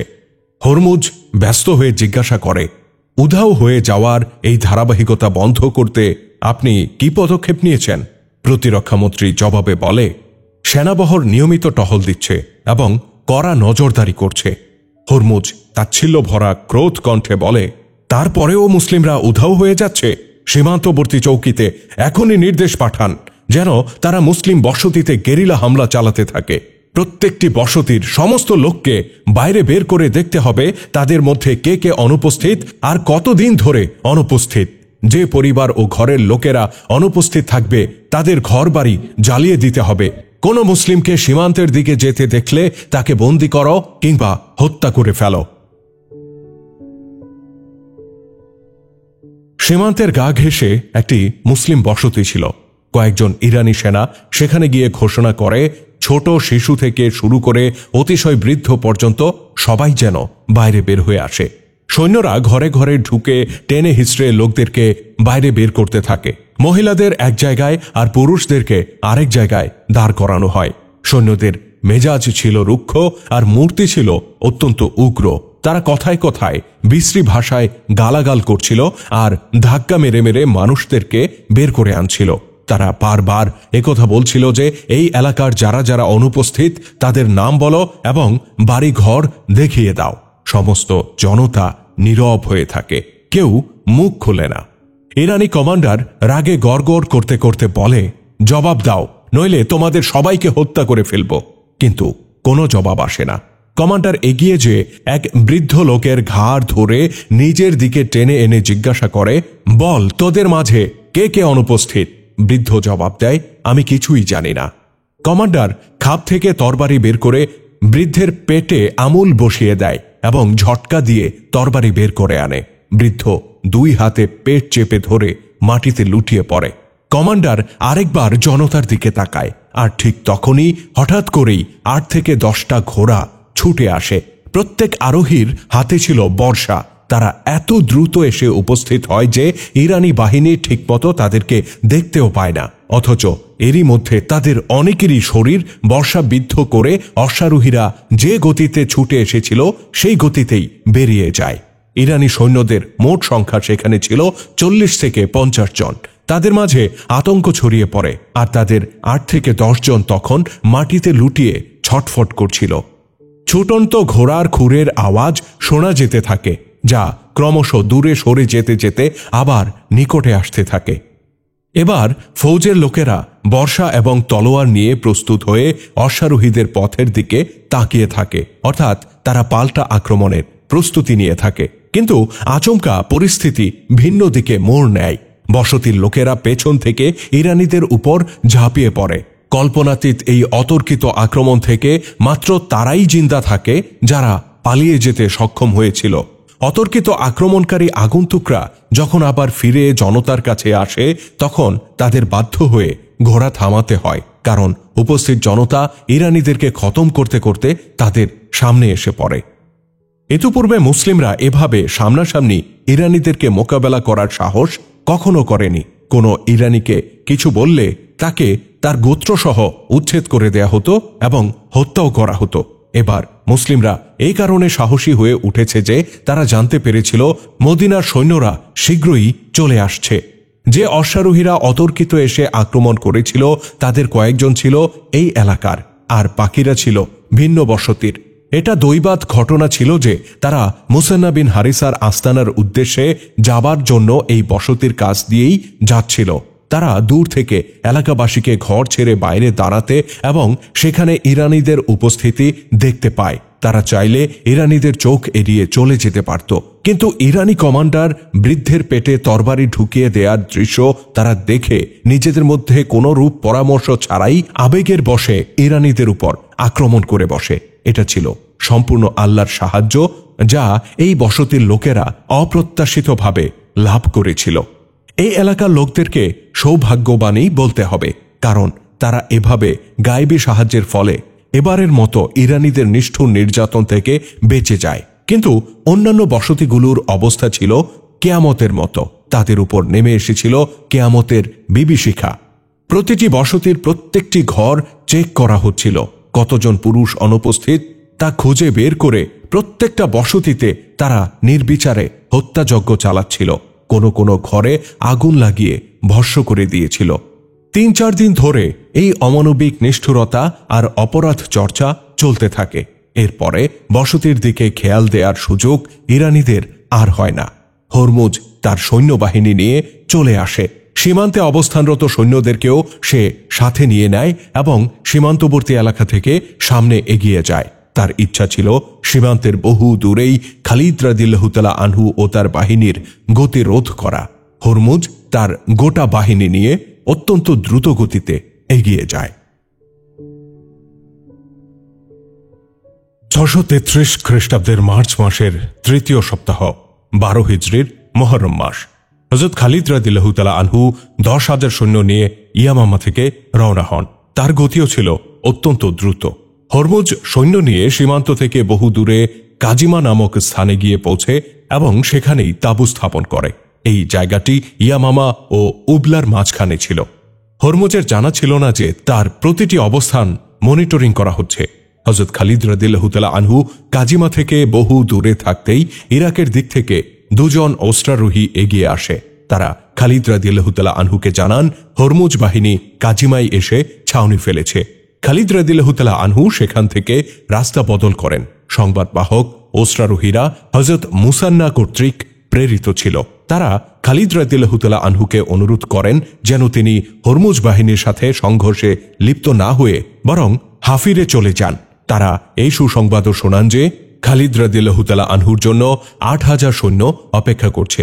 মুসান্না ইবনে হারিসা, মাজুর বিন আদি, হরমুলা এবং সুলামা তারা প্রত্যেকে ২,০০০ করে যোদ্ধা সংগ্রহ করায় এই ৮,০০০ সৈন্যের ব্যবস্থা হয়। এভাবে হযরত খালিদ রাদিয়াল্লাহু তাআলা আনহুর সৈন্য সংখ্যা ১৮,০০০-এ গিয়ে পৌঁছেছিল। খালিদ রাদিয়াল্লাহু তাআলা আনহু নিরাপদে হাফিরে পৌঁছতে কাজিমার অনেক দূর দিয়ে এগিয়ে চলেন। হরমুজের চর মরু এলাকায় ছড়িয়েছিল। খালিদ রাদিয়াল্লাহু তাআলা আনহুর সৈন্যদেরকে দূর রাস্তা দিয়ে ঘুরে যেতে তারা দেখতে পায়। ঘটনা উপলব্ধি করতে পেরে হরমুজ ছাউনি তুলে ফেলে এবং দ্রুত হাফিরে মার্চ করার নির্দেশ দেয়। হাফিরের চতুর্দিকে পানির কূপ বিদ্যমান ছিল। হরমুজ সেখানে মুসলিম বাহিনীর আগেই পৌঁছে গিয়ে ছাউনি তৈরি করে ফেলে। এভাবে হাফিরের সকল পানির কূপ ইরানিদের কবজায় চলে যায়। খালিদ রাদিয়াল্লাহু তাআলা আনহু হাফিরে পৌঁছার পূর্বেই পথিমধ্যে আবার ওই ২ অস্ত্রারোহীর উদয় হয়। তারা খালিদ রাদিয়াল্লাহু তাআলা আনহুকে জানায় ইতিমধ্যে হাফিরের সকল পানির এলাকা হরমুজের কবজায় চলে গেছে। খালিদ রাদিয়াল্লাহু তাআলা আনহু এই অবস্থায় আরও সামনে এগিয়ে এমন এক জায়গায় ছাউনি ফেলার নির্দেশ দেন যার আশেপাশে কোথাও পানির ছিটে ফোঁটাও ছিল না। সৈন্যরা সেখানে ছাউনি ফেললেও খালিদ রাদিয়াল্লাহু তাআলা আনহুকে অবহিত করা হয় যে সৈন্যদের মাঝে মৃদু এই গুঞ্জন উঠেছে যে এমন জায়গায় ছাউনি ফেলা হয়েছে যার আশেপাশে কোথাও পানির নাম গন্ধও নেই। খালিদ রাদিয়াল্লাহু তাআলা আনহু বলেন, আমি ভেবে চিন্তেই এখানে ছাউনি ফেলেছি। সৈন্যদেরকে জানিয়ে দাও যে শত্রুরা পানি কবজা করে ফেললেও তাতে পেরেশানির কিছুই নেই। আমাদের প্রথম লড়াই পানি উদ্ধারের জন্যই হবে। পানি সেই পাবে যে জীবন বাজি রেখে লড়াই করবে। তোমরা দুশমনের কবল থেকে পানি ছিনিয়ে নিতে পারলে বুঝবে যুদ্ধ তোমরাই জিতে নিয়েছ। সর্বাধিনায়কের এই নির্দেশ মুহূর্তে ছাউনির এই প্রান্ত থেকে ওই প্রান্তে পৌঁছে যায়। প্রতিটি সৈন্য যুদ্ধ প্রেরণায় উদ্দীপিত ও প্রস্তুত হয়ে যায়। ইতিমধ্যে মুসান্না ও তার সাথীদের সংগৃহীত ৮,০০০ সৈন্য হযরত খালিদ রাদিয়াল্লাহু তাআলা আনহুর বাহিনীর সাথে এসে মিলিত হয়। হযরত খালিদের যে দূত হরমুজের দরবারে গিয়েছিল তিনিও এ সময় এসে পৌঁছান। হরমুজ তার সাথে যে অপমানজনক আচরণ করেছে তা তিনি খালিদকে খুলে বলেন। সেখানে মুসান্না ইবনে হারিসাও উপবিষ্ট ছিলেন। দরবারের ঘটনা শুনে মুসান্না বলেন, 1,00,000 দেরহামের টুপি হরমুজের মাথা নষ্ট করে দিয়েছে। মানুষের মাথায় কি আছে তা কি আল্লাহ দেখেন না? তিনি দেখেন ওই মাথার মধ্যে কি আছে, তার উদ্দেশ্য কি, অভিপ্রায় কি, কোন ধ্যান ধারণা নিয়ে সে চলে। খালিদ বিস্মিত হয়ে জিজ্ঞাসা করেন, 1,00,000 দেরহামের টুপি? হরমুজ কি সত্যি এত দামি টুপি পরে? মুসান্না ইবনে হারিসা জবাবে বলেন, পারস্য সাম্রাজ্যের একটা নিয়ম আছে। বংশ কৌলিন্য, প্রভাব প্রতিপত্তি এবং পদমর্যাদা বিবেচনায় তাদের সেনাপতি ও প্রশাসকদেরকে বিভিন্ন টুপি পরিধান করানো হয়। এটা রাষ্ট্রের পক্ষ থেকে দেয়া হয়। অধিক মূল্যবান টুপি তারাই পরে যাদের বংশমর্যাদা উন্নত এবং যারা প্রজাদের নিকট ও শাহী দরবারে বিশেষ মর্যাদার অধিকারী। বর্তমানে হরমুজের টুপির মূল্যই সবচেয়ে বেশি। 1,00,000 দেরহামের টুপি বর্তমানে আর কারো পরার অধিকার নেই। হযরত খালিদ রাদিয়াল্লাহু তাআলা আনহু বলেন, ফেরাউনও তার মাথায় খোদাই টুপি ধারণ করেছিল, কিন্তু আজকে সে কোথায়? কোথায় গেল তার টুপি? কারো দামি টুপি আমাকে প্রভাবিত করবে না এবং কোনো টুপি তরবারির আঘাত প্রতিহত করতে পারবে না। এর চেয়ে আমাকে বলো, অগ্নি পূজারীরা লড়াইয়ে কেমন এবং রণাঙ্গনে তারা কতটা দ্রুততার সাথে স্থান পরিবর্তন করতে সক্ষম। মুসান্না খালিদ রাদিয়াল্লাহু তাআলা আনহুকে অবগত করেন, পারস্য সিপাহীদের বর্ম এবং অস্ত্র দেখলে অন্তরে ভয় জাগে। তাদের মস্তকে জিঞ্জির বিশিষ্ট শিরস্ত্রাণ, বাহুতে বিশেষ ধাতুর খোলস, পায়ের নলার দিক মোটা চামড়া কিংবা অন্য কোনো ধাতু দ্বারা সংরক্ষিত। তাদের যুদ্ধের অস্ত্রের কোনো অভাব নেই। প্রতিটি সিপাহীর কাছে একটা বর্শা, একটা তরবারি, একটা ভারী লৌহগদা, একটা ধনুক আর তীর ভর্তি একটি তুনির থাকে। সাধারণত প্রতিটি তুনিরে 30টি করে তীর থাকে। খালিদ জিজ্ঞাসা করেন, আর লড়াই করতে তারা কতটা পটু? মুসান্না বলেন, বীরত্ব আর বুদ্ধিমত্তার সাথে তারা লড়াই করে। তাদের বীরত্বের কথা সর্বজন বিদিত। খালিদ রাদিয়াল্লাহু তাআলা আনহু বলেন, মুসান্না, ইরান সিপাহীদের দুর্বলতার পরিমাণ তুমি অনুমান করতে পারোনি? তাদের বীরত্বের পরিধি অনুধাবন করনি? তাদের বীরত্বের পরিধি শিরস্ত্রাণ, বায়ুবন্ধ এবং হাঁটুর নিচের অংশ রক্ষার্থে ধাতুর নির্মিত খোলস পর্যন্ত সীমাবদ্ধ। তারা জানে না যে জজবা আর প্রেরণা লৌহকে কেটে দুভাগ করে দিতে পারে, কিন্তু লোহার তরবারি আর বর্ষার ফলা প্রেরণাকে খণ্ডিত করতে পারে না। বর্ম এবং ধাতু কিংবা চামড়ার খোলস আত্মরক্ষার কৃত্রিম মাধ্যম। একটি খোলস কেটে গেলে সিপাহী নিজেকে অরক্ষিত মনে করতে থাকে। এরপরে তার মাঝে কেবল এতটুকু সাহস থাকে যে সে কোনো রকমে আত্মরক্ষা করতে এবং রণাঙ্গন ছেড়ে পালিয়ে যেতে চেষ্টা করে। অন্যদিকে আল্লাহর সৈন্যদের বর্ম হল তাদের চেতনা এবং ইস্পাত কঠিন ঈমান। পারস্য বাহিনীর আরেকটি দুর্বলতার কথা কি আমি তোমাদের সামনে তুলে ধরব? এরপর খালিদ রাদিয়াল্লাহু তাআলা আনহু একজন দূতকে ডেকে বলেন, সালার এবং কমান্ডারদের এখনই আসতে বলো। সমস্ত সালার এবং কমান্ডাররা খালিদের সামনে উপস্থিত হলে তিনি তাদের উদ্দেশ্যে নির্দেশ দিয়ে বলেন, আমরা এখনই কাজিমার উদ্দেশ্যে রওনা হব। তোমাদের সকল সৈন্যদের মার্চ করার নির্দেশ দাও এবং তাদেরকে বলে দাও তাদের চলার গতি হবে অত্যন্ত দ্রুত। অতঃপর খালিদের নির্দেশে মুহূর্তের মধ্যে গোটা বাহিনী প্রস্তুত হয়ে যায় এবং কাজিমার উদ্দেশ্যে মার্চ করে। হরমুজ হাফিরায় ছাউনি ফেলে অবস্থান করছিল। সে কাজিমা থেকে নিজের বাহিনী এখানে এনেছিল, কেননা খালিদের বাহিনী এখানে অবস্থান নিয়েছিল। এখন সৈন্যরা আবার কাজিমা অভিমুখে রওনা হয়। উভয় ফৌজের কয়েকজন অশ্বারোহী পরস্পরের তাঁবুর উপর গভীর নজর রেখেছিল। হরমুজ যখন খবর পায় যে মুসলিম বাহিনী আবার কাজিমার উদ্দেশ্যে রওনা হয়ে গেছে, তখন সেও তার বাহিনীকে কাজিমার উদ্দেশ্যে মার্চ করার নির্দেশ দেয়। হরমুজের চিন্তা ছিল উবলা এলাকা নিয়ে। এটা ইরানি সাম্রাজ্যের অন্তর্গত একটা গুরুত্বপূর্ণ শহর, বাণিজ্যিক কেন্দ্র ছিল এটা। হিন্দুস্তানের বণিক কাফেলাদের আনাগোনা এই জায়গাতেই বেশি হতো। বিশেষ করে সিন্ধুর পণ্য সামগ্রী এখানে এসে পৌঁছত। এখানে ইরানি সেনাবাহিনীর হেডকোয়ার্টারও অবস্থিত ছিল। অত্র এলাকায় বসবাসরত মুসলিমদেরকে দাবিয়ে রাখতে উবলায় সবসময় রিজার্ভ বাহিনী থাকত। হরমুজ চাচ্ছিল খালিদের বাহিনী যেন কোনোভাবেই উবলায় পৌঁছতে না পারে। হরমুজের কাছে উবলা এখন আগের তুলনায় অধিক বিপদাপন্ন মনে হতে থাকে, কারণ মুসলিমদের গতি এখন উবলার খানিকটা দক্ষিণে অবস্থিত কাজিমার দিকে। মুসলিমদের জন্য পুনরায় কাজিমা যাওয়া এত কঠিন ছিল না যতটা কঠিন ছিল হরমুজের বাহিনীর জন্য। মুসলিমদের কাছে যথেষ্ট পরিমাণ ওট, ঘোড়া ইত্যাদি ছিল। সৈন্যরাও সবাই ছিল হালকা পাতলা অস্ত্রধারী। তারা অতি সহজে দ্রুত চলাচল করতে পারত। পক্ষান্তরে ইরানি সৈন্যরা বর্ম এবং অস্ত্রশস্ত্রের ঠাসা ছিল, যার ফলে দ্রুত চলা তাদের পক্ষে সম্ভব হয়ে ওঠে না। তার উপর মাত্র একদিন আগে তারা কাজিমা থেকে হাফিরায় এসেছিল। সেই সফরের ক্লান্তি কাটিয়ে উঠতে না উঠতেই তাদেরকে আবার কাজিমার উদ্দেশ্যে মার্চ করতে হয়, তাও আবার অতি দ্রুত, কেননা মুসলিমদের সেখানে পৌঁছানোর আগেই তারা সেখানে পৌঁছতে চায়। ফলে সৈন্যরা পথিমধ্যে দারুণ হাঁপিয়ে ওঠে। ক্লান্তিতে তাদের শরীর ভেঙে যেতে থাকে। হরমুজের বাহিনী কাজিমায় যখন মুসলিমদের মোকাবেলায় পৌঁছে তখন তাদের অবস্থা অত্যন্ত নাজুক। মুসলিম সৈন্যরা মরুযুদ্ধ এবং মরুভূমিতে চলাফেরা করায় অভ্যস্ত ছিল, যে কারণে তারা ততটা হাঁপিয়ে ওঠে না যতটা ইরানিরা হাঁপিয়ে উঠেছিল। ইরানি বাহিনী কাজিমায় পৌঁছলে খালিদ তাদেরকে স্বস্তির নিঃশ্বাস ফেলার সময় দেন না। তারা সেখানে পৌঁছতেই খালিদ তার বাহিনীকে পুরোপুরি যুদ্ধ সাজে বিন্যস্ত করে ফেলেন। তিনি পুরো বাহিনীকে 3টি অংশে বিভক্ত করে নিজে মধ্যম বাহিনীতে থাকেন। ডান এবং বাম বাহিনীর নেতৃত্বে থাকেন যথাক্রমে আসিম ইবনে আমর এবং আদি ইবনে হাতিম রাদিয়াল্লাহু তাআলা আনহু। হযরত কাকা বিন আমর এর সহোদর ছিলেন আদি ইবনে হাতিম রাদিয়াল্লাহু তাআলা আনহু। তিনি ছিলেন নিজের গোত্রের সর্দার। তিনি বড় উঁচু লম্বা এবং বলিষ্ঠ শরীরের বীর বাহাদুর ছিলেন। খালিদ রাদিয়াল্লাহু তাআলা আনহুকে সৈন্য বিন্যস্ত করতে দেখে হরমুজও তার বাহিনীকে 3টি অংশে বিভক্ত করে।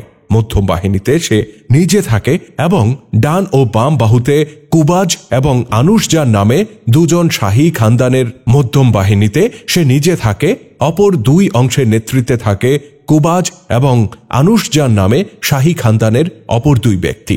হরমুজ ঠিকই দেখে যে তার ফৌজ ঘেমে নেয়ে যাচ্ছে, শ্বাস প্রশ্বাস দ্রুত বইছে, তাদের বিশ্রামের খুব প্রয়োজন। কিন্তু মুসলিমরা যুদ্ধ প্রস্তুতি নিয়ে ফেলায় বাধ্য হয়ে তাকেও সৈন্য বিন্যস্ত করতে হয়। হরমুজ তার বাহিনীকে এমনভাবে বিন্যস্ত করে যে কাজিমা শহর তার ফৌজের পেছনে এসে যায়। তাদের সামনে ছিল ধুধু মরুভূমি, আর আরেকদিকে ঘন ঝোপঝাড় পূর্ণ টিলা বিশিষ্ট সারি সারি পাহাড়। হযরত খালিদ রাদিয়াল্লাহু তাআলা আনহু নিজের বাহিনীকে এমনভাবে এগিয়ে নিয়ে যান যে পাহাড়ের সারিগুলো তার বাহিনীর পেছনে চলে যায়। 633 খ্রিস্টাব্দের এপ্রিল মাসের প্রথম সপ্তাহে প্রথমবারের মতো মুসলিমরা অগ্নিপূজারী ইরানিদের মোকাবেলা করে। হরমুজের এক সেনাপতি তাকে বলে, খালিদ বিন ওয়ালিদ মারা গেলে এই যুদ্ধ কোনো ধরনের সংঘর্ষ ছাড়াই শেষ হয়ে যেতে পারে। মুসলিমরা অনেক দূর থেকে এসেছে। সেনাপতির মৃত্যুর পর বেশিক্ষণ তারা আমাদের মোকাবেলায় টিকে থাকতে পারবে না। হরমুজ তার সালারকে বলে, সৈন্যদেরকে জিঞ্জিরে আবদ্ধ হতে বলো, আমি তাদের সেনাপতির ব্যবস্থা করছি, সবার আগে সেই নিহত হবে। এরপরে সে সালারকে পাঠিয়ে বডিগার্ড বাহিনীকে ডেকে পাঠায় এবং তাদেরকে কিছু নির্দেশনা দেয়। জিঞ্জিরে আবদ্ধ হওয়ার উদ্দেশ্য এই ছিল যে 5-5 জন বা 10-10 জন করে ইরানি সৈন্য একটা লম্বা শিকলে নিজেদেরকে আবদ্ধ করত। তবে প্রতি 2 জনের মাঝখানে একটু দূরত্ব থাকত, যেন সৈন্যটি ইচ্ছে মতো নিজেকে ঘুরিয়ে ফিরিয়ে লড়াই করতে পারে। শিকল বাঁধার একটা লাভ ছিল এই যে কোনো সৈন্য রণাঙ্গন থেকে পালাতে পারত না। আরেকটা ফায়দা ছিল এই যে শত্রুপক্ষের অশ্বারোহী তাদের উপর চড়াও হলে তারা শিকল জমিন থেকে উঁচু করে ধরত, ফলে ঘোড়া শিকলে বেঁধে পড়ে যেত। কিন্তু প্রত্যেক ক্রিয়ারই একটা সমান আর বিপরীতমুখী প্রতিক্রিয়া আছে। এই শিকল বাঁধার একটা বড় ক্ষতি এই ছিল যে শৃঙ্খলিত সৈন্যদের কেউ নিহত বা আহত হলে বাকি সবার জন্য এটা একটা বিরাট সমস্যার কারণ হয়ে যেত। তখন ওই আহত বা নিহত সৈন্যকে বাকিদেরকে বয়ে বেড়াতে হতো, আর অবস্থা বেগতিক দেখলে পালিয়ে যাবে সেই সুযোগও তারা সাধারণত পেত না। শিকলে আবদ্ধ থাকার কারণে খুব দ্রুত গতিতে ময়দান ত্যাগ করা তাদের পক্ষে অসম্ভব হয়ে পড়ত। তখন প্রতিপক্ষের হামলায় তারা বেঘোরে মারা পড়ত।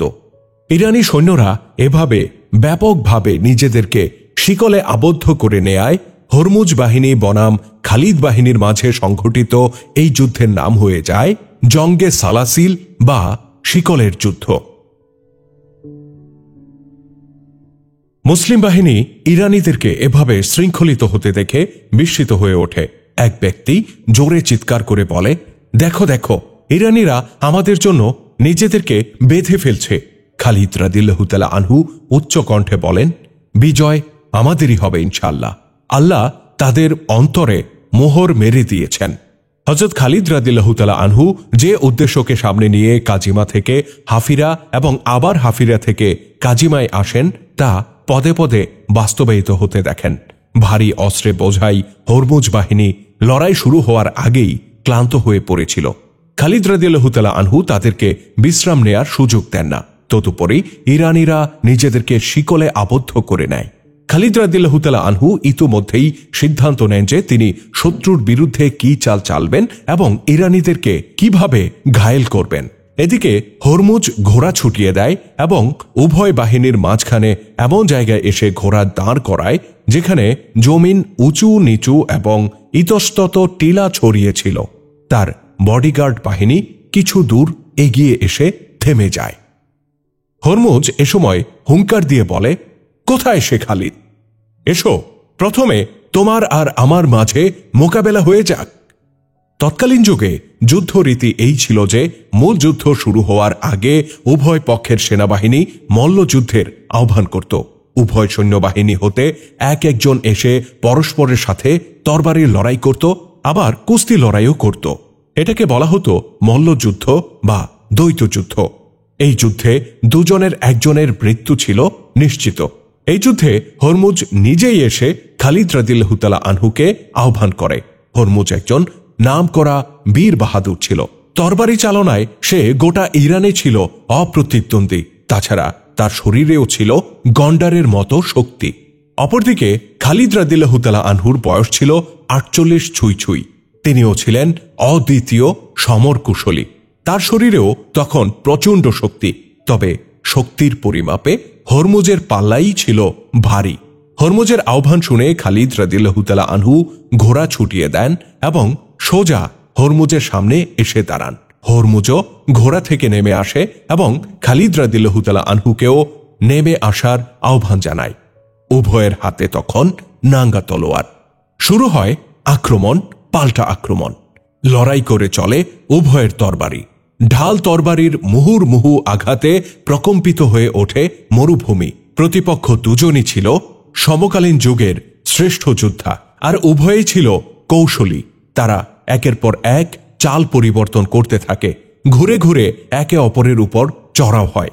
কিন্তু সকল আঘাত প্রতিঘাত তরবারি আর ঢালদ্বয়ের মাঝেই সীমাবদ্ধ থাকে। কারো আঘাত প্রতিপক্ষের শরীর স্পর্শ করতে পারে না। কিছুক্ষণ এভাবে চলার পর হঠাৎ মনে হয় যেন খালিদ রাদিয়াল্লাহু তাআলা আনহুর হাত খুলে গেছে। তার চালে একের পর এক চমক আসতে থাকে, স্বাচ্ছন্দ্য ফিরে আসতে থাকে তার মাঝে। উভয় বাহিনী দূরে দাঁড়িয়ে অনিমেষ লোচনে উপভোগ করছিল দুই মহাসেনাপতির মল্লযুদ্ধ। উভয় বাহিনীতে চাপা উত্তেজনা। উদ্বেগে তাকিয়ে থাকা চোখগুলোতে একটি প্রশ্ন ঝরে পড়ছিল যে এই শেয়ানে শেয়ানে লড়াইয়ে কে হারবে আর কে পড়বে বিজয়ের মালা। উভয় বাহিনী থেকে থেকে স্লোগান তুলছিল। হরমুজ ছিল অভিজ্ঞ যোদ্ধা। সে নিশ্চিত হয়ে যায় যে খালিদের তরবারি তাকে ক্ষমা করবে না। তরবারির গতি বলে দিচ্ছিল খালিদের হাতে তার মৃত্যু নিশ্চিত। সে নিজেকে বাঁচাতে এবার কূটকৌশলের আশ্রয় নেয়। দ্রুত পিছনে সরে গিয়ে তলোয়ার দূরে ছুড়ে দেয়। অতঃপর হরমুজ বলে, এসো এসো খালিদ, তলোয়ার দিয়ে চূড়ান্ত ফয়সালা না করে বরং খালি হাতে ফয়সালা করি। দেখি কে নিজের শরীরে কতটা শক্তি ধারণ করে। এটা যে হরমুজের একটা কূট চাল ছিল তা খালিদ আন্দাজ করতে পারেন না। তিনি নিজের তলোয়ার দূরে ছড়ে কুস্তি লড়াই করতে সামনে অগ্রসর হন। তারা উভয়ে একে অপরকে জাপটে ধরে। আমরা আগেই বলেছি, শারীরিকভাবে হরমুজ খালিদের চেয়ে অধিক শক্তিশালী ছিল, যে কারণে সে এক্ষেত্রে খানিকটা সুবিধা পাবে, এটাই স্বাভাবিক। কিন্তু ঐতিহাসিকদের অভিমত হচ্ছে, কুস্তি লড়াইয়ের ক্ষেত্রে হরমুজের মতলব ছিল একেবারেই ভিন্ন। হরমুজ তার বডিগার্ড বাহিনীকে বলে রেখেছিল যে যখন সে খালিদ রাদিয়াল্লাহু তাআলা আনহুকে এমন দৃঢ়ভাবে আঁকড়ে ধরবে যে তার নড়াচড়ার কোনো শক্তি থাকবে না, তখন তারা ছুটে গিয়ে খালিদ ও হরমুজকে চতুর্দিক দিয়ে ঘিরে ধরবে এবং নিজেদের খঞ্জর বের করে খালিদকে হত্যা করে ফেলবে। কোনো সত্যিকার যোদ্ধা কখনো প্রতিপক্ষকে এভাবে ধোঁকা দেয় না, কিন্তু হরমুজ ছিল জঘন্য প্রকৃতির। সে একজন নামকরা যোদ্ধা হয়েও এই প্রতারণার আশ্রয় নেয়। খালিদ রাদিয়াল্লাহু তাআলা আনহুকে কোন রকমে বাগে পেয়েই দুরাচারী হরমুজ তার দেহরক্ষী বাহিনীকে এগিয়ে আসতে ইশারা দেয়। দেহরক্ষীরা দ্রুত এগিয়ে আসতে থাকে। তারা বৃত্তের আকারে হরমুজ ও খালিদকে ঘিরে ফেলে। দেহরক্ষীদেরকে কাছে আসতে দেখে খালিদ যেন ভিমরি খেয়ে যান। ক্ষণিকের জন্য যে অন্য মনস্কতা তার মাঝে সৃষ্টি হয়, হরমুজ তা লুফে নেয় এবং এই সুযোগে খালিদকে সে নিজের দুই বাহুর মধ্যে এমনভাবে পেঁচিয়ে ধরে যে তার হস্তদ্বয় খালিদের বগলে ছিল। ইতিমধ্যে দেহরক্ষীরা আরো কাছে চলে আসে। হরমুজ দেহরক্ষীদের লক্ষ্য করে কি যেন বলে। খালিদ রাদিয়াল্লাহু তাআলা আনহু তার ভাষা না বুঝলেও ইশারা ঠিকই অনুধাবন করেন। তিনি নিজেকে বিপদের সম্মুখীন দেখে মুহূর্তের মধ্যে সিদ্ধান্ত নেন এবং নিজের শরীরের সমস্ত শক্তি এক জায়গায় করে হরমুজকে জাপটে ধরে মাটিতে গড়াগড়ি খেতে থাকেন। তিনি এত দ্রুত মাটিতে গড়াচ্ছিলেন যে মুহূর্তে হরমুজ নিচে আর তিনি উপরে থাকতেন, ঠিক তার পর মুহূর্তেই তিনি নিচে চলে যেতেন আর হরমুজ উপরে উঠে আসত। এই অবস্থায় হরমুজের সৈন্যরা খালিদকে আঘাত করার সুযোগ পাচ্ছিল না, কেননা সেই আঘাতটি খালিদের গায়ে লাগবে নাকি হরমুজের গায়ে লাগবে তার কোনো নিশ্চয়তা ছিল না। কিন্তু এভাবে খালিদ নিজেকে কতক্ষণই বা রক্ষা করতে পারবেন? তার শক্তি শীঘ্রই ফুরিয়ে আসছিল। দ্রুত তিনি ক্লান্ত হয়ে পড়ছিলেন। আর হরমুজের সৈনিকরাও জানত এভাবে গড়াতে গড়াতে খালিদ নিশ্চয়ই একটা সময় ক্লান্ত হয়ে পড়বে। তারা সেই সময়ের জন্য অপেক্ষা করতে থাকে। এই সময় হঠাৎ করেই একদিক থেকে যেন একজন অশ্বারোহী ছুটে আসে। হরমুজের দেহরক্ষীরা হরমুজ ও খালিদের দিকে ব্যস্ত ছিল। আগত অশ্বারোহীকে তারা একদমই খেয়াল করে না। অশ্বারোহী বিদ্যুৎ গতিতে দেহরক্ষীদের বৃত্ত কাটতে কাটতে ভেতরে প্রবেশ করে এবং আরেক প্রান্ত দিয়ে বাইরে বেরিয়ে যায়। আর এর মধ্যেই তিনজন দেহরক্ষী মাটিতে লুটিয়ে পড়ে। তাদের একজন অশ্বের পদতলে পিষ্ট হয় এবং বাকি দুজন আগন্তুক অশ্বারোহীর তলোয়ারে দ্বিখণ্ডিত হয়। ঘাতক অশ্বারোহী কিছু দূর গিয়ে আবার পেছনে মোড় নেয় এবং পুনরায় হরমুজের দেহরক্ষীদেরকে লক্ষ্য করে এগিয়ে আসে। দেহরক্ষীরা নিজেদেরকে রক্ষা করতে সাধ্যমতো চেষ্টা করলেও আবারও তিনজন দেহরক্ষী মাটিতে লুটিয়ে পড়ে। চোখের পলকে 6 জন সাথীর এমন নির্মম পরিণতি দেখে বাকিরা ভরকে যায় এবং পালিয়ে গিয়ে মূল বাহিনীতে আশ্রয় নেয়। এই আগন্তুক অশ্বারোহী ছিলেন হযরত কাকা ইবনে আমর, খলিফাতুর রাসূলুল্লাহ আবু বকর রাদিয়াল্লাহু তাআলা আনহু, যাকে খালিদের সাহায্য হিসেবে পাঠিয়েছিলেন এবং বলেছিলেন যে বাহিনীতে কাকার মতো দুরন্ত যোদ্ধা থাকবে সেই বাহিনী কখনো পরাজিত হবে না। ক্ষণিকের জন্য দর্শকদের দৃষ্টি হযরত কাকার চোখ ধাঁধানো দৃশ্যের দিকে নিবদ্ধ হলেও আবার সবার দৃষ্টি হরমুজ ও খালিদের দিকে ফিরে যায়। সকলের চোখে মুখে রাজ্যের বিস্ময় নেমে আসে। যে খালিদ এর প্রাণ যায় যায় করছিল, তিনি এবার চেপে বসেছেন পাপিষ্ঠ হরমুজের বুকে। আর হরমুজের নিথর নিস্তব্ধ দেহ চিত হয়ে মাটিতে পড়ে আছে। খালিদ রাদিয়াল্লাহু তাআলা আনহুর খঞ্জর একসময় হরমুজের বুক থেকে বেরিয়ে আসে আর খঞ্জর থেকে টপ টপ করে গড়িয়ে পড়ে তাজা রক্ত। হযরত খালিদ রাদিয়াল্লাহু তাআলা আনহু হরমুজের আহ্বানে মল্লযুদ্ধে লিপ্ত হতে গেলে কাকা বিন আমর ঘটনা গভীরভাবে নিরীক্ষণ করতে থাকেন। হরমুজের দেহরক্ষীদেরকে বৃত্তাকারে এগিয়ে আসতে দেখে তার মনে সন্দেহ ঘনীভূত হয়। তিনি এগিয়ে যান এবং বাস্তবে যখন খালিদের জীবন সংকটাপন্ন তখন কারো নির্দেশ ছাড়াই ঘোড়া ছুটিয়ে দেন এবং দেহরক্ষীদের উপর আক্রমণ করে খালিদ রাদিয়াল্লাহু তাআলা আনহুর জীবন রক্ষা করেন। খালিদ রাদিয়াল্লাহু তাআলা আনহু হরমুজের লাশের উপর থেকে উঠে দাঁড়ান। এখন তার 1,00,000 দিরহাম মূল্যের ক্যাপ হযরত খালিদ রাদিয়াল্লাহু তাআলা আনহুর হাতে এবং তার রক্তে রঞ্জিত খঞ্জর উঁচু করে ধরে খালিদ রাদিয়াল্লাহু তাআলা আনহু তার বাহিনীকে মূল যুদ্ধে ঝাঁপিয়ে পড়ার নির্দেশ দেন।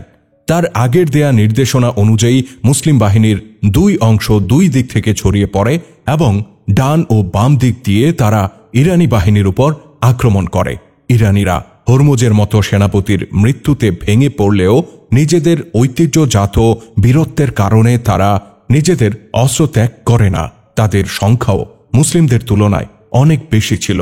যুদ্ধ সামগ্রী, অস্ত্র কিংবা অশ্বের কোনো কমতি তাদের ছিল না। মুসলিমদের মোকাবেলায় তারা দারুণ রুখে দাঁড়ায়। পরিস্থিতি এমন হয়ে ওঠে যে ইরানিদেরকে পরাজিত করা সম্ভব নয়, আর তা সম্ভব হলেও সেটা হবে 1 সাগর রক্তের বিনিময়ে। ইরানি সৈন্যরা 5 জন, 7 জন, 10 জন করে এক একটা শিকলে বাঁধা ছিল। তারা চতুর্মুখী আক্রমণ প্রতিহত করে যাচ্ছিল। খালিদ রাদিয়াল্লাহু তাআলা আনহু তাদেরকে ক্লান্ত করে তোলার জন্য অশ্বারোহীদেরকে ব্যবহার করেন। অশ্বারোহীরা ইরানিদের পদাতিক সৈন্যদের উপর তীব্র গতিতে আক্রমণ শুরু করলে তারা প্রাণ বাঁচাতে ডানে বামে ছুটোছুটি করতে থাকে। এ সময় মুসলিম পদাতিক বাহিনীকেও খালিদ সমান বিক্রমে শত্রুর উপর ঝাঁপিয়ে পড়ার নির্দেশ দেন।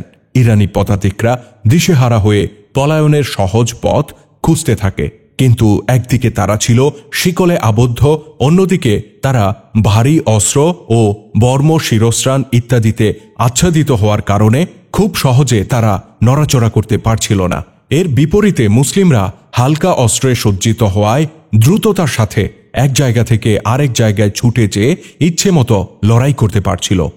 কিছুক্ষণ পর ইরানিদের মাঝে ক্লান্তি আর অবসাদের ছাপ সুস্পষ্ট হতে থাকে। ঐতিহ্যগত ধারা হিসেবে তারা নিজেদেরকে যে শিকলে আবদ্ধ করেছিল, এ সময় তা তাদের পায়ের বেড়িতে পরিণত হয়। ভারী অস্ত্রের বোঝা তাদের জীবনের জন্য অভিশাপ হয়ে দেখা দেয়। ইরানিদের শৃঙ্খলায় ফাটল সৃষ্টি হতে থাকে। তাদের মধ্যম বাহিনীর কমান্ড হরমুজের মৃত্যুর সাথে সাথেই শেষ হয়ে গিয়েছিল। পার্শ্ব বাহিনীদ্বয়ের কমান্ডার কুবাজ ও আনুশজান পরাজয় নিশ্চিত অনুধাবন করে সৈন্যদেরকে পিছু হটার নির্দেশ দেয়। পিছু হটা কেবল তাদের পক্ষেই সম্ভব ছিল যারা শিকলে বাঁধা ছিল না। এদের অধিকাংশই ছিল অশ্বারোহী। কুবাজ এবং আনুশজান নিজ নিজ পার্শ্ব বাহিনীর অধিকাংশ সৈন্যকে নিরাপদে পেছনে সরিয়ে নিয়ে যেতে পারলেও মধ্যম বাহিনীর শৃঙ্খলিত সৈন্যরা হাজারে হাজারে মুসলিমদের হাতে নিহত হয়। শৃঙ্খলিত সৈন্যদের উপর এটা ছিল এক ধরনের পাইকারি হত্যা, যা সূর্য অস্তমিত হওয়ার আগ পর্যন্ত চলতে থাকে। রাতে অন্ধকার নেমে আসলে এই হত্যাযজ্ঞের ধারা কিছুটা স্তিমিত হয়।